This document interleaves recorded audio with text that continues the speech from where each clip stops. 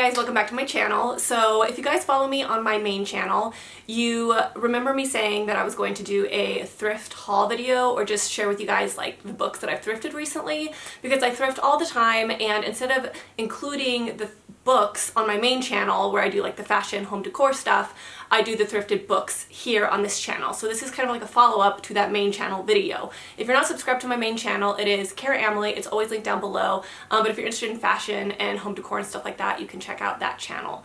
But this video is just going to be the books that I've thrifted lately. I absolutely love thrifting books. I love going to my local Goodwill and checking out the book section. I always find really awesome gems and books that I've been wanting to read for a really long time, and I'm super excited to share with you guys what I picked up recently.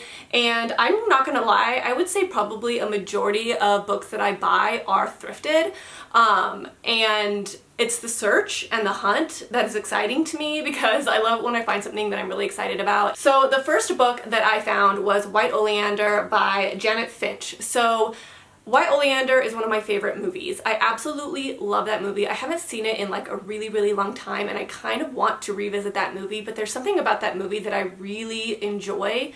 And I think it's just because it's very like introspective in this weird way. Like there's something about the main character in that movie where you like weirdly can understand her, or you can like kind of understand why she makes the choices that she makes and like why she does the things that she does. And I think it's a really interesting like psychological kind of character study, and I think that's why I like the movie so much. And I want to see if the book is similar in that way, because I kind of feel like books delve a little bit deeper into like the character study, whereas movies kind of tend to focus more on the story. And because I loved the character study of the movie, then I'm hoping that the book will be a little bit more deep into that element, maybe a little bit more introspective. I'm not sure if this is written in first person or what, but I'm really excited to read this just because I love that movie so much. And I have heard from so many people that the book is better than the movie. Now I feel like this may be, hopefully not, but kind of my situation that I had with Girl Interrupted. Girl Interrupted is one of my all-time favorite movies. I just love anything that's psychology related. That was one situation where I actually liked the movie better than the book, and I think it's because I fell in love with the movie before I read the book, so I was kind of more just interested in the movie aspect of it, and I gave the book 3 stars. So I'm hoping that this will live up to the movie, and I will like the book as much as the movie, and I have a feeling I will. Hopefully I will. So the second book I was a little bit hesitant to pick up, but I did buy it because I was just curious. Like sometimes, do you guys ever read an author, like one book by an author, and you didn't like it, but you're curious if maybe it was just the book or the author? I feel like that was the case with this and why I bought it. So this is The 2 Lives of Lydia Bird by Josie Silver. So as you guys know, I was not a fan of One Day in December by Josie Silver. I literally couldn't stand that book. I think I gave it 2 stars. I just didn't like that book, but I wanted to buy this because I heard good things about it for one, and I kind of wanted to see if Josie Silver as an author isn't for me, or maybe if it was just that particular book, because so many people said this book was good, and so I was curious about it. Now there was a few reasons why I didn't like One Day in December, and part of it was because they didn't end up getting together until the very end of the book, like the last couple of pages. And I hate that in romance novels, because I personally love the satisfaction of seeing their relationship for a little bit, like at the end of the book. Like I like to see them in a relationship and all of that kind of thing. And so when a couple gets together at the very end of a book, it just frustrates me, because I'm like, all of that just to see them kiss at the end, like come on.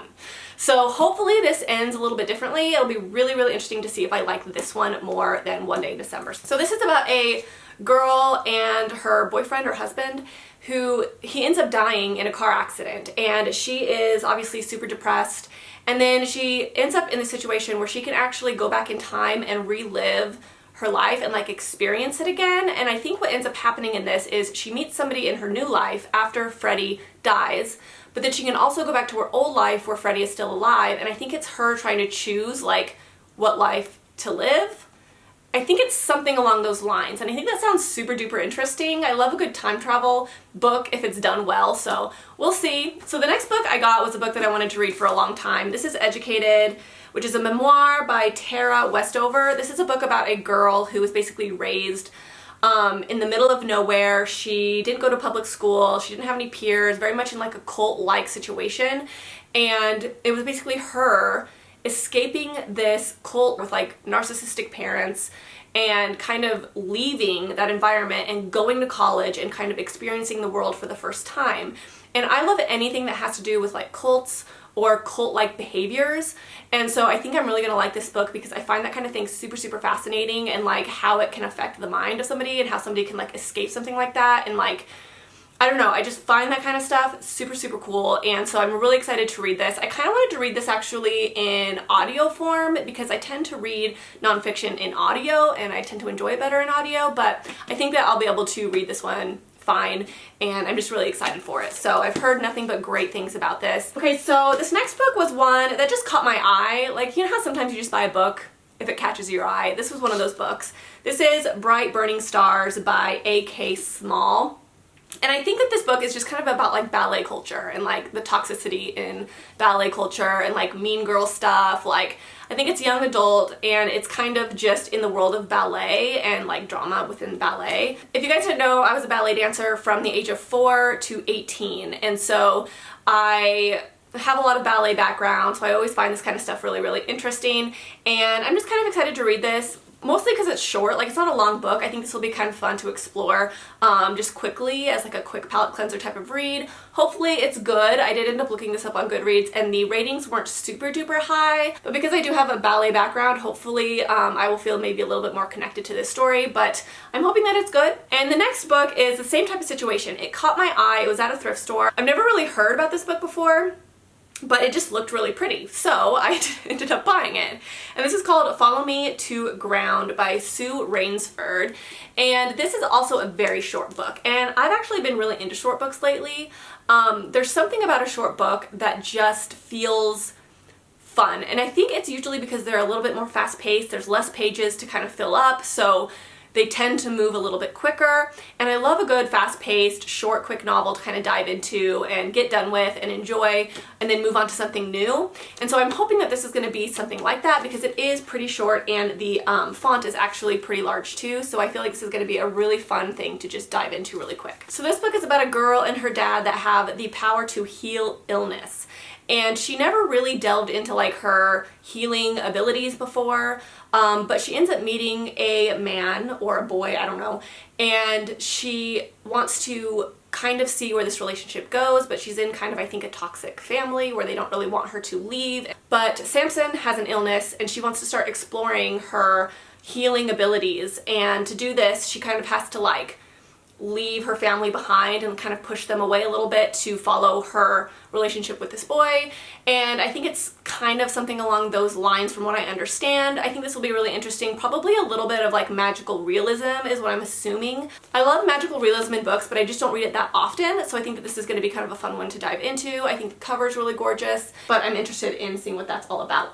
So the next book I picked up was a book that I've actually been wanting to read for a long time, and I've heard such good things about this book, like amazing things about it. And this is called The Girl with All the Gifts by M.R. Carey. So this is about a girl, I think, with special abilities, but it's kind of like a different take on it. A little bit more like, I think, realistic. Like if somebody had special magical powers, like what might actually happen is what I think this is about. Like, you know how you always read fantasy novels about people with magical abilities and they save the world and all that kind of thing? It's very fantastical. This is a little bit more realistic, maybe a little bit more like Stranger Things, where Elle has magic powers or like special abilities, but like it's not always beneficial to her. Like she's kept in a cell and she's being used for like science experiments and stuff like that. It says, every morning Melanie waits in her cell to be collected for class. When they come for her, Sergeant Parks keeps a gun pointing at her, while two of his people strap her into the wheelchair. She thinks they don't like her. She jokes that she won't bite, but they don't laugh. So, I don't know. I think that this is going to be interesting. But let me know if I got the synopsis completely wrong. Some of you guys might be like, yeah, that's not what that book is about. But that's kind of the gist that I'm getting just from the synopsis on the book, but yeah. I think it sounds interesting. So another thing, and another really, really, really specifically weird thing that I like to read about is prison and people that get put into prison for crimes that they didn't commit or just experiences that people have in prison. One book that I read a long time ago, probably in like 2016, was a book called Finding Freedom. I've talked about that book on this channel many times, but it's about a guy that was put on death row for a crime that he didn't commit, and it was kind of like his book kind of relaying his story and how he kind of changed his life in prison when he found Buddhism and all this other stuff. It's a really, really good book. And this book has so many good reviews. The ratings are really, really good, and it's a book that I've been wanting to read forever. And it's about a guy who is put in prison, I think on death row. Yeah, How I Found Life and Freedom on Death Row. So it's kind of a similar story to Finding Freedom, I think, and I'm pretty sure the guy in this book actually is on death row for a crime that he didn't commit. So I think it's going to be so interesting, and I think it's going to be very, very similar to my experience reading Finding Freedom a long time ago, because like I said, I loved that book when I read it. So I am so excited to read this, and the star rating on this is really, really high. So I am so excited for this book, and I cannot wait to read it. The next book that I found was one that I just couldn't pass up. Like, you know when you just see a book that you know is like a fairly new release, it's in really good condition, and you just feel like you have to buy it because it's there? That was the situation with this one. So this was $3.99 at Goodwill, and it is Where Dreams Descend by Janella Angelis. So this is about a group of magicians that basically have to compete to become the headliner of like this really amazing circus, right? So they have to compete with each other to do that, and I guess probably what ends up happening is drama starts to occur behind the scenes, magicians start going missing, and like crazy things start happening. And like I said, I love magician stories, I love magic and stuff like that. So magic in this regard, like magicians versus like magical powers. I like the idea of magicians, you know, performing magicians. And so I think I'm really gonna like this. I think it sounds really good, and this is YA. I don't read a ton of YA anymore, but I am interested in this just because it does kind of center around circuses and magicians, and it's also a stunning edition. Like, you open it up and there's those beautiful end pages there, and I just couldn't pass up this book. It kind of reminds me maybe of An Unkindness of Magicians by Kat Howard, which I read recently. Now, I gave that book 3 stars because it was extremely politically driven, and I'm not really a political reader. Like, I don't love a ton of political intrigue, especially when a book focuses just on that aspect alone. So I feel like this might be a little bit similar to that book, but maybe not quite so politically heavy. So we'll see. I'll let you guys know if I end up liking this, but I'm really excited to read this one. Okay, so the next book that I picked up was just a basic thriller. Sometimes I just like to pick up a thriller between like heavy fantasies or something, just kind of as like a palate cleanser, and I like to have them on hand.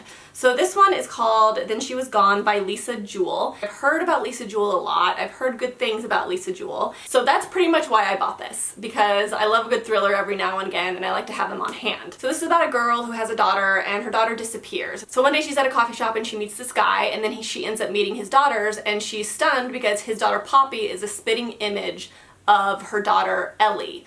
And I think that probably, you know, turns out to be a whole thing, like trying to figure out who Poppy is and all that kind of stuff. So that's kind of, I think, the synopsis. That is what this is about. Kind of a missing person, disappearance type of novel. But I think it sounds pretty good. Like I said, I love a good like thriller when I'm kind of in the mood for one. So I think that this will be a good one to pick up when I'm just in the mood for a thriller. Next up is A Man Called Ove. So I picked this up. This is actually quite old. I think this is probably one of the first ones that I picked up since my last thrift haul video, and I have heard so many good things about this book. Like, I have heard this book is really sad, and sometimes I feel like reading a sad book. Not often, but there is something about, like, you know, curmudgeon-y old men that end up, like, turning nice, you know, that is just, it just warms my heart. And it kind of reminds me, there was a movie. What movie was it? Where it's like an old man, but he ends up getting new neighbors. Some people move in next door and they're immigrants. And he's a super like crotchety, like kind of racist man. And he ends up becoming close with the kids of that family. And they kind of start to visit him, and he kind of like starts to grow a bond with these little kids. And then in the end, I think something happens to the family, and then he like, it's like this switch in his brain of like realizing that he really loves these kids, and it's such a good freaking movie. What is that movie called? It's gonna drive me crazy. I remember that movie having a really, really big impact on me, and I feel like this book is gonna be similar to that. So let me know if I'm correct, if it is similar, but I feel like it might be a little bit similar. So, okay, so next up is my last book, which is Spin the Dawn. I saw this at a thrift store, but it was very, very weird because this is actually not a paper like dust jacket. It is printed on the book, which I think is super weird. I've never seen this before. I don't know why it's like this. Like, is this a certain like thing? I don't know. So I don't know why that is, but I did find this at a thrift store and I love this cover. I'm really excited to read this. Like I said, I don't read a ton of YA fantasy anymore, but I've heard really good things about this book and I think it sounds really interesting. And then I ended up buying the second book as well. This one actually has the dust jacket on there. So it's a different edition, but I thought it was very, very weird that this doesn't have the dust jacket on it. But yeah, this is Spin the Doll and it's about a girl who can sew, I think, like magical, like, garments or something. I mean, I may be like really wrong on that, but like I feel like that's what it's about. And so she gets like hired on to like sew magical garments for like a king or something. I don't know. I might be super, super wrong, but I think it sounds pretty cool. Like I said, I've always really loved the cover and been extremely drawn to this book. Like every time I see it, I'm like, oh, I want to read that. Like I love that cover. I'm just drawn to this book. It pulls me in every time. So I decided to finally pick it up because if I'm drawn to it, then hopefully I like it, right? But yeah, those are all the books that I have thrifted recently, and I'm excited for pretty much all of them. Let me know in the comments below if there's any of these books that you think I should read first, or if you loved any of these books in particular. I'd be very, very curious to know kind of like your guys' thoughts on them and stuff. So that is it, you guys. Thanks for watching this video, and I will see you guys in my next one. Bye.